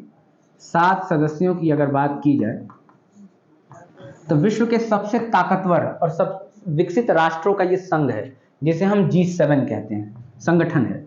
इसमें से कौन कौन होगा? USA, UK, Italy, Germany, France, USA, UK, Italy, Germany, France. Hindi में लिखना चाहिए था। चलिए, USA, UK, Italy, Germany, France, Japan तथा कनाडा। ये कुल 7 देश हैं। USA, UK, Italy, Germany, France, Canada, Japan. दोस्तों कई बार आपसे देशों का नाम पूछ लेता है कि संस्था के कौन से देश हैं, तो ये क्लियर कर लीजिएगा, ये 7 सदस्य इसके हैं। ठीक है। 1997 में 1997 में एक सदस्य और जुड़ा था, तब ये G8 हो गया। जो नया सदस्य जुड़ा था उसका नाम क्या था? रूस। 1997 में रूस को भी जोड़ा गया था, तब से ये G8 था और लंबे समय से G8 ही चल रहा था। लेकिन 2014 में रूस को निकाल दिया गया इस संस्था से। रूस ने क्रीमिया पर हमला कर दिया, तमाम चीजें हुई और रूस को निकाल दिया गया। रूस को निकालने के बाद ये जो G8 था पुनः G7 बन गया और वर्तमान में ये G7 के रूप में ही कार्य कर रहा है। तो ये हो गया G7 के बारे में। अगर बात की जाए तो पूरे विश्व की सबसे शक्तिशाली संस्थाओं में से एक है G7, याद रखेंगे। अभी एक इनिशिएटिव भी चला रहे हैं B3W, जिसे कहते हैं बिल्ड बैक बेटर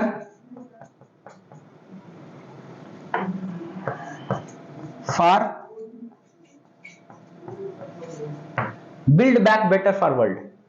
अगर शार्ट में कहा जाए तो पूरे विश्व में हम देखेंगे कि चीन बहुत ही तेजी से बढ़ता जा रहा है। चीन पूरे दुनिया में ऋण जाल फैला रहा है, डेब्ट ट्रैप कहते हैं जिसे, डेट ट्रैप फैला रहा है। कमजोर देशों को ऋण देता है, इतना ज्यादा ऋण देता है कि कुछ समय के बाद वो ऋण चुकाने की हैसियत में नहीं रह जाते और फिर उन क्षेत्रों पर राजनीतिक और आर्थिक दबाव बनाता है। ये चीन की रणनीति है।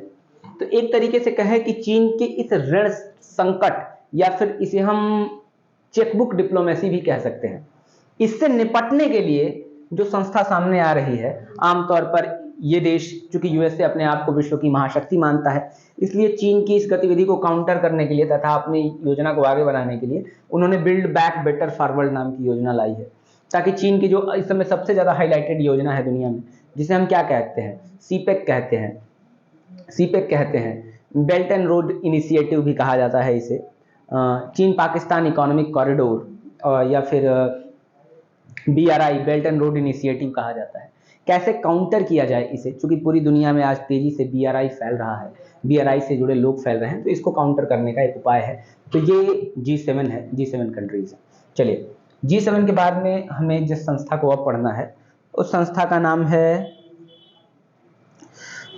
का नाम होगा ब्रिक्स को पढ़ लेते हैं। ब्रिक्स। अब ये ब्रिक्स क्या है? इसका नाम है आमतौर पर B फॉर ब्राजील, नेम के हिसाब से है, रूस, इंडिया या भारत, चीन, और यस से साउथ अफ्रीका यानी दक्षिण अफ्रीका।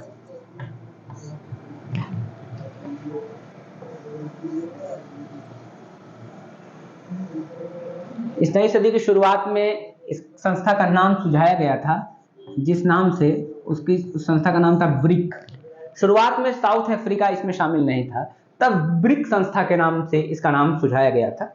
एक पत्रिका है, मुझे उसका नाम नहीं याद आ रहा, जिसने सबसे पहले इस संस्था का नाम सुझाया था और कहा था कि ब्राजील, रूस, इंडिया, चाइना, आमतौर पर ये दुनिया की इमर्जिंग इकोनॉमीज हैं। चाहे ब्राजील की बात करें, इंडिया की बात करें, चाइना की बात करें, दुनिया की बहुत तेजी से उभरती हुई और शानदार अर्थव्यवस्थाएं हैं। और इसके अलावा रूस, जो प्राचीन तौर पर एक महाशक्ति रह चुकी है, अगर ये चारों देश मिलकर आपस में सहयोग करते हैं तो उस पश्चिमी धड़े का मुकाबला कर सकते हैं, उस पश्चिमी हिस्से का मुकाबला कर सकते हैं, जैसे USA है, पश्चिमी राष्ट्र हैं आमतौर पर, जिसे हम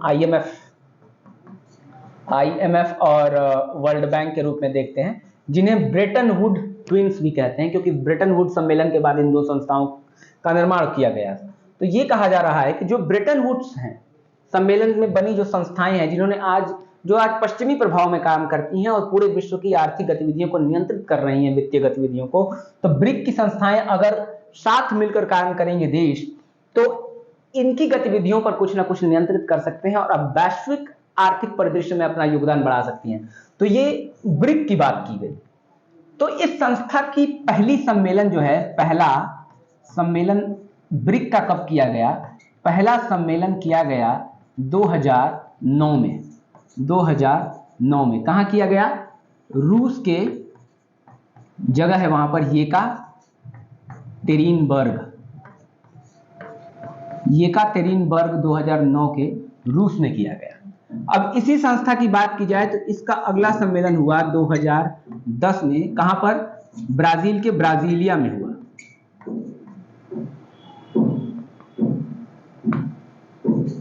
ब्राजीलिया शहर, आमतौर पर ब्राजीलिया में जो सम्मेलन हुआ, इसी सम्मेलन में दोस्तों, इसी सम्मेलन में यह निर्णय लिया गया कि दक्षिण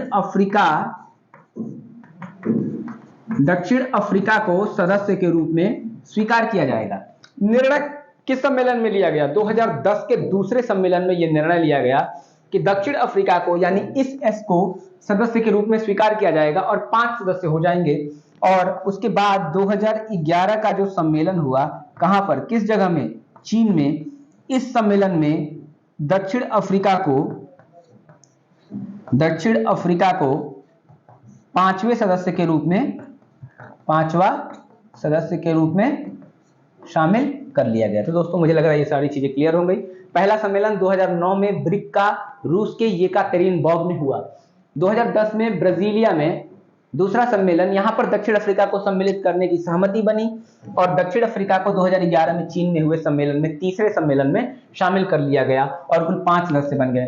ब्राजील जो दक्षिण अमेरिका से है, रूस जो यूरेशिया से आमतौर पर आ रहा है, यूरोप और एशिया दोनों में मिलाकर, इंडिया जो एशिया से आ रहा है, चीन जो एशिया से आ रहा है, और साउथ अफ्रीका जो एक बड़ा महाद्वीप छूट गया था, वो कहां से है?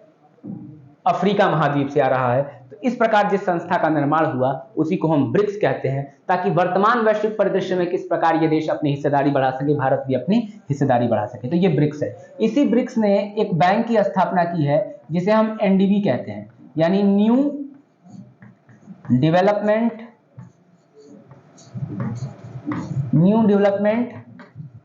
बैंक के नाम से जाना जाता है। न्यू डेवलपमेंट बैंक के नाम से जाना जाता है। इसका मुख्यालय कहाँ है? शंघाई में न्यू डेवलपमेंट बैंक का मुख्यालय, ब्रिक्स का नहीं, न्यू डेवलपमेंट बैंक का मुख्यालय कहाँ है? शंघाई में। इन पांचों देशों की इसमें क्या है? हिस्सेदारी है। तो दोस्तों ये हमने क्या पढ़ लिया? ये हमने यहाँ पर ब्रिक्स को कंप्लीट कर लिया। चलिए आइए अब जिस अगली संस्था के बारे में हम बात करेंगे वो संस्था वर्तमान में सबसे ज्यादा हाईलाइटेड संस्था है, G20 की बात करेंगे। चलिए आइए उससे पहले एक और छोटी संस्था की बात कर लेते हैं, रेड क्रॉस की बात कर लेते हैं। कौन सी संस्था? Red cross.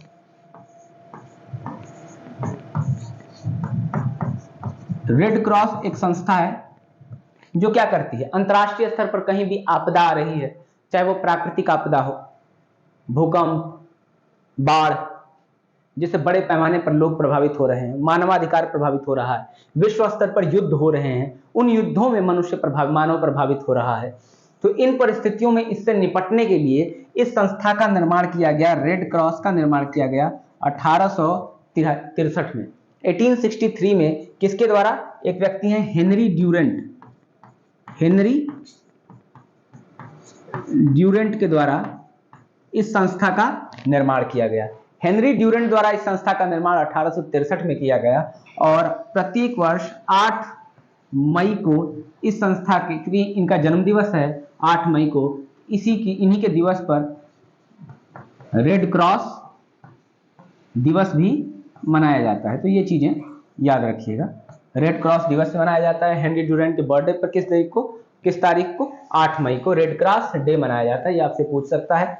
1863 में इस संस्था की स्थापना हुई। उद्देश्य क्या है? मानवाधिकार गतिविधियों को संचालित करना, चाहे आपदा के समय हो चाहे युद्ध के समय हो। चलिए, तो बहुत ज्यादा नहीं था इस संस्था के बारे में।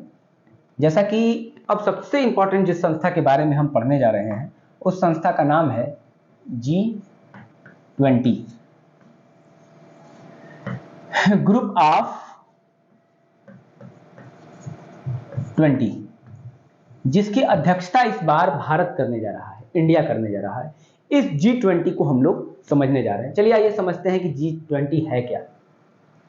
विश्व के 20 शीर्ष आर्थिक देशों का समूह, या यूं कहें कि इस समूह में 19 देश हैं प्लस एक संगठन के रूप में यूरोपियन यूनियन है, संगठन है, और कुल मिलाकर कितने हो गए? 20 सदस्य बन गए। यानी 19 सदस्य देश और एक संगठन के रूप में यूरोपियन यूनियन, कुल मिलाकर 20 इसके सदस्य हैं, इसीलिए इसे G20 कहते हैं। इसकी अवधारणा सबसे पहले आई कहां से? दोस्तों 1997, 1998, 1999 ये वो समय था कि दुनिया ने एक मंदी देखी, और खास तौर पर दक्षिण पूर्व एशिया के देशों में यह मंदी और ज्यादा देखी गई। लेकिन आमतौर पर मंदी की परिकल्पना देखी गई, तब यह सोचा गया 1999 में कि एक ऐसी संस्था बनाई जाए जो विश्व के 20 शीर्ष अर्थव्यवस्था जिसका प्रतिनिधित्व करते हैं, और अगर कोई समस्या हुई तो ये आपस में मिलकर उस समस्या को सुलझाने के लिए आगे बढ़ सकते हैं। तो 1999 में क्या हुई? इस संस्था की स्थापना की गई।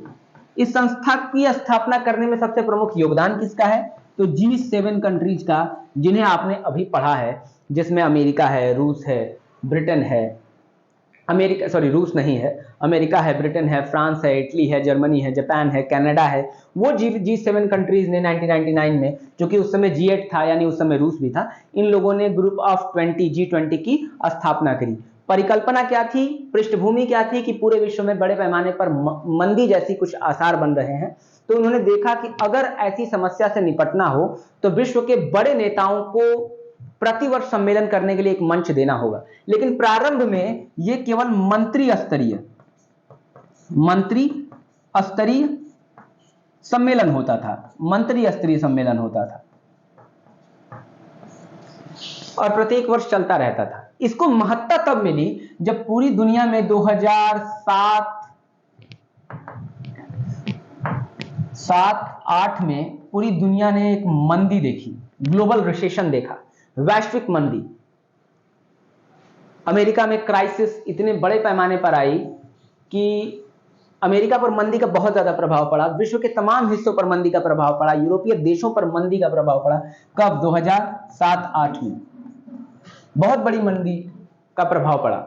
जब मंदी का प्रभाव पड़ रहा है तब इसी संस्था को, जिसका नाम G20 है, जिसकी बैठक मंत्री स्तरीय सम्मेलन में होता था, इसी G20 का सम्मेलन अब राष्ट्र अध्यक्षों को बुलाकर होने लगा।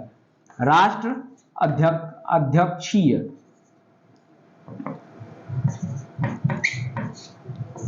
सम्मेलन, या कह सकते हैं कि शीर्ष सम्मेलन, शीर्ष नेताओं का सम्मेलन कर दिया गया।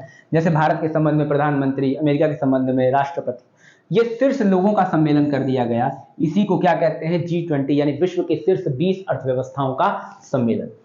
चलिए, ये तो हो गई पृष्ठभूमि। थोड़ा सा और पृष्ठभूमि करते हैं। आज पूरी दुनिया की अर्थव्यवस्था की जीडीपी का अगर बात करें तो 80%, अब चूंकि ये प्री में तो नहीं पूछेगा आपसे, लेकिन फिर भी देख लीजिए, पूरी दुनिया की जीडीपी का 80% इन 20 देशों में है। आज पूरी दुनिया के व्यापार का, अगर ट्रेड की बात की जाए तो पूरे दुनिया के व्यापार का लगभग 75% ये G20 के देश चलाते हैं। पूरे दुनिया के कुल आबादी का अगर बात करें, कुल आबादी का बात करें तो 2/3 आबादी इन्हीं देशों से आती है, यानी 66%। सोचिए, भारत और चीन जैसे देश इसके सदस्य हैं, जो अकेले मिलकर दुनिया की 1/3 आबादी है। इसके अलावा 60% भूमि, लैंड एरिया इस संस्था की आती है। यानी ये संस्था के शीर्ष 20 देश दुनिया में बहुत ही शक्तिशाली, चाहे वो भौगोलिक दृष्टि से हो, आबादी में, चाहे व्यापार आर्थिक दृष्टि से हो, यानी सबसे महत्वपूर्ण और शक्तिशाली संस्थाओं में से आज एक ये संस्था है। चलिए थोड़ी सी और बात करते हैं। G20 महत्वपूर्ण क्यों है कि इस बार का वर्तमान में G20 का सम्मेलन जो हो रहा है ये भारत में हो रहा है। कहाँ हो रहा है? भारत में अध्यक्षता भारत इसकी कर रही है। थीम क्या है इसके लिए? जो कहा गया है वसुधैव कुटुंबकम। इसका मतलब है पूरा विश्व एक परिवार की भांति है, वेद वाक्य है। वसुधैव कुटुंबकम को इसकी के रूप में रखा गया है। One earth, one family, one करके है, ऐसी कुछ थीम है। तो वर्तमान में G20 कहाँ हो रहा है? भारत में। ये G20 का 18वां सम्मेलन है दोस्तों। ये फैक्ट के रूप में पूछ सकता है। कौन से नंबर का सम्मेलन है भारत में जो हो रहा है? 18वां सम्मेलन है। 17वां कहाँ हुआ था? 17वां इंडोनेशिया में हुआ था। इंडोनेशिया में हुआ था। और 19वां कहाँ होगा? 19वां ब्राजील में होगा G20 का। ये भी याद रखेंगे दोस्तों। बाकी संस्थाओं के भी होते हैं सम्मेलन प्रतिवर्ष, ये करंट से भी जुड़ जाएगा थोड़ा। 19वां कहाँ पे होगा?